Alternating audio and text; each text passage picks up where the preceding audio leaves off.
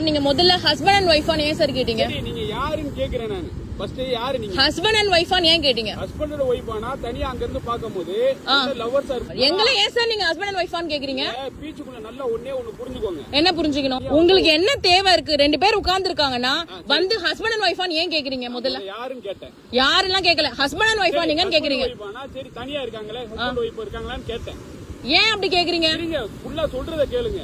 சொல்லுங்க ஹஸ்பண்ட் ஒய்ஃபான்னு கேக்குறேன். சொல்லுங்க. லவ்வர்ஸான்னு கேப்பேன். இல்ல ஃப்ரெண்ட்னு சொன்னா சரிங்க. இப்படி கேட்க சொல்லிருக்காங்களா உங்க கிட்ட? டிபார்ட்மெண்ட்ல சொல்லிருக்காங்களா? ஃபுல்லா கேளுங்க. ஃபேமிலியா இருக்கும். நான் என்ன கேக்குறேன், பீச்ல யாரும் உட்கார கூடாதுங்களா? ஒரு ஆண் ஒரு பொண்ணு உட்கார்ந்தா ஹஸ்பண்ட் அண்ட் ஒய்ஃபா லவ்வரான்னு கேப்பீங்களா? அப்படி ஏதாவது சட்டம் இருக்கா? சொல்லுங்க.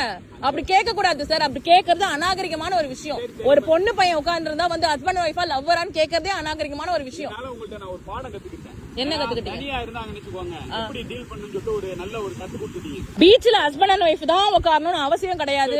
ஒரு பொண்ணோ பையனோ உட்கார்ந்தா ஹஸ்பண்ட் அண்ட் ஒய்ஃபா தான் இருக்கணும் அவசியம் கிடையாது சார். இல்ல ஒரு பொண்ணு பையன் உட்கார்ந்துட்டு இருந்தா